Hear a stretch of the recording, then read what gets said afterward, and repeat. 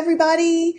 Thanks for joining me again. I'm Kathy Hester of HealthySlowCooking.com, and today we're going to do a really fun air fryer recipe.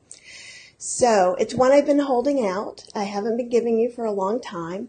It uses soy curls. We're going to talk a little more about those. If you're in the West Coast, you may be able to find them in your local Whole Foods. Butler's Soy Foods, or actually, is it Butler's? It is Butler's, but I don't know if it's Soy Food or Soy Curls. Let's see what their company name is. Just Butler Foods. So these are made on, I think, in Oregon. And so what happens is you can buy them very easily there. And on the East Coast, like where I am in North Carolina, I just go ahead and get them on Amazon. They're no more expensive and they're really easy to get. I get like a 6-pack at a time. They can go bad, so you could store them in the freezer, but if you use them within a month or two, I've found it to last that long pretty easily. So what we're going to make with them is we're actually going to make kind of a southern fried chicken soy curl. So we're going to do a little coating.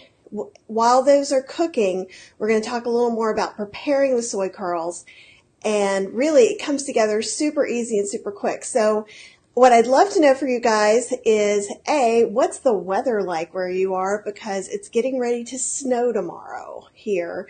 And we had the house open all weekend. It was like 70 degrees. So I'm just curious. The other thing is, have you used soy curls and can you find them in your area? And if so, let us know where, okay? I'm going to switch cameras so we can start cooking. So for those of you who aren't familiar with soy curls, this is how they come. They look a lot like TVP, but they just have one ingredient, and that is whole non-GMO soybeans. So they have, I don't know, I think they're pretty great ingredients. And they still have that kind of texture that's really, really nice. And you can kind of see that in the dry part.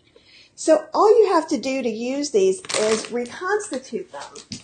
You could do this several ways, and you could do it on the stove. What I usually do is I just get some boiling water, pour them on a bowl that can actually take that kind of heat, and this is what they come up with. See, look, and you can see kind of the layers in there, and that makes for a really nice bite.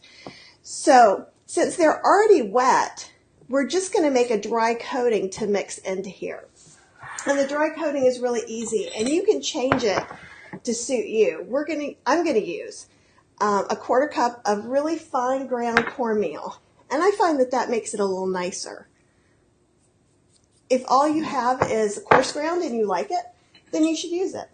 I'm also going to use a 1/4 cup of nutritional yeast, and then I'm just going to use some spices. So this is some poultry seasoning that I made, and actually you can see that in another video from earlier this year. So if you're on Healthy Slow Cooking Facebook page, click on videos and you will see them. And I will try and put a link to that too. It's mostly just sage and rosemary and some spices like that. And also in this one, I'm going to go ahead and put some Cajun spice. And I think the Cajun spice may be in that same video. And I'm sure you can hear Max yawning because he would like to interrupt us, and he's trying his best not to. And so I'm going to put pepper. And pepper and salt you can just put to taste. Obviously, if you don't use salt in your diet, you can leave salt out. And honestly, this is actually some salt I smoked myself the other day. So in the future, I will be talking about my new stovetop smoker, and maybe we'll do some stuff like that. Does anybody else smoke their own food yet? It's easier to buy, but it also has this really great benefit of making the whole house smell kind of like a camping trip, which I like. Some people might not like that. So this is just how easy it is to make the coating, right? You could even make this ahead of time, or if you think you're going to like these a lot, you can make a big jar of it and just dip into it. And the soy curls about double. So when I put them in, it was about half the size of this. So what I'm going to do next is I'm just going to sprinkle some of this on, and we'll start mixing a little bit.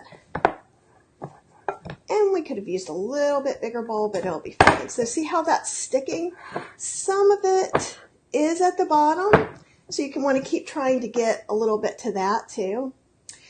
What I find is the extra moisture sometimes makes some extra crispies, just like little bits of batter that aren't soy curls. And I go ahead and save those. And these are mine from cooking earlier today. So what I'm going to do is that's pretty much just the coating mixed with some of the soy curl juice or water. And I'm going to put that on a salad for a little bit of crunch. And they're really tasty. And so you're just going to kind of mix and make sure that the ones in the center are getting coated. You don't have to be really OCD about it because it gets coated pretty easily. So you don't need to put any oil. You don't need aquafaba. If you made these way ahead of time and they were drier again, you might. Maybe 30 minutes before I did this, I went ahead and reconstituted these, so there was still plenty. And now I'm going to put it in the air fryer on 380 for 5 minutes. And so see if you've got any batter like that, you can just scrape it in. Same thing, off the spoon is usually where I get some tasty pieces. And if you don't want to do this, you don't have to, right? So we want it to be kind of even. This is the Go Wise Extra Large, so it fits all of this. I'm going to go ahead and put it on 380 for 5 minutes, and then I'll talk to you a little more about soy curls and how I did that part.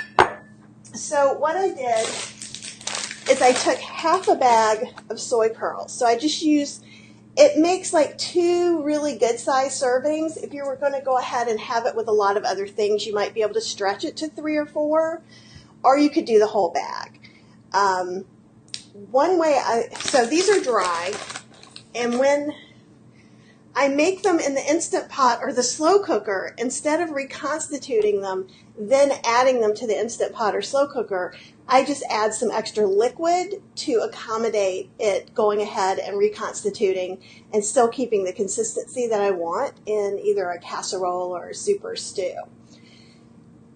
When I'm at home and I just want to make something quick like this, where I'm not going to be cooking it for a long time and certainly not on the stove, I just go ahead and boil some water up in my kettle and pour it over, probably about 3 cups-ish, and let them soak for about 5 to 10 minutes. So that's all you need to do, and then that's what you saw in the bowl.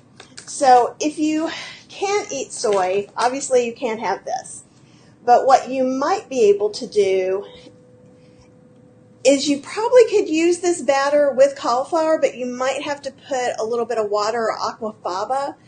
If you're using it in your air fryer, you don't want it to be too mushy a batter. You want it to be fairly-ish dry. So that's one way to do it. So you could do it with tofu completely. You could do it with cauliflower. You could do it with marinated tofu or just plain pressed tofu or extra firm tofu. Cauliflower, you could do it with seitan. You probably could do it with just about anything. You could make like a cauliflower steak with this, but I wouldn't do it exactly like this. I would probably make it more of a really thick batter, and I would put one of those parchment papers on the bottom of my air fryer that has the holes. Like you can get those at Chinese markets. They're for steaming dumplings. So that's one thing that I would do if you were going to change it up a lot like that. You could use different spices in the coating easily. So I decided to put a little Cajun spice in today, and I really liked it. And again, the poultry seasoning, to me, the poultry seasoning with the nutritional yeast just gives it more of a familiar taste to me of what I remember chicken being like. Because I'm sure if someone ate chicken and they tried this, they'd be like, it's nothing like chicken. But poultry spice is used a lot, especially around Thanksgiving and dressings and things like that. So it has a lot of those green herbs like sage and rosemary and thyme in it. And that way it gives you this kind of really neat flavor. You don't like it? Don't use it. Same thing with the Cajun spice. You could put any spice blend that you wanted. You could make curry chicken strips. You could use a garam masala instead. And as you're making the coating, if you're trying something new, you can just take a little pinch of it and put it in your mouth. That way you can tell if you have the salt right for you, if you have the spice level right for you and your family. So that's one way to kind of play around with this. If you don't like cornmeal, you could use flour.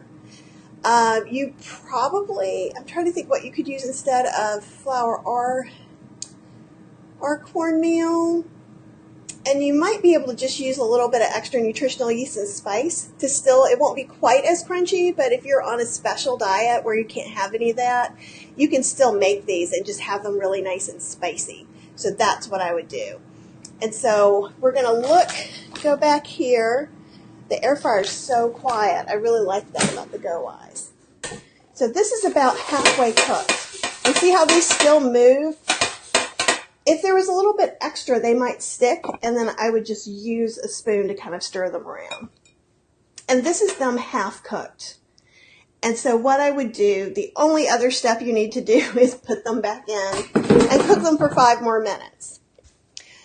So you could serve these as is with some fries and have kind of a eat in, take out, take in kind of day, and kind of get a really lazy meal, because seriously, this is really easy and it takes no effort almost at all. My favorite way to eat these is to make some mashed potatoes and a golden gravy. So I'll use I'll toast up some flour, maybe a tablespoon or 2, and put about 2 tablespoons of nutritional yeast in there and water, salt and pepper to taste. You could use other seasonings as well. And then I just kind of whisk that. I turn it on high heat so it starts to kind of bubble. Then you can turn it down and whisk it until it's the thickness that you want and pour it all over everything. And it really is kind of some down-home vegan goodness. So please let me know if you have any questions about this. Let me know what the weather's like where you are and if you've had soy curls or if you want to have soy curls. So have a great Tuesday, and I will talk to you guys actually on Friday. I'm going to be doing a special air fryer live for Go Wise is sponsoring it.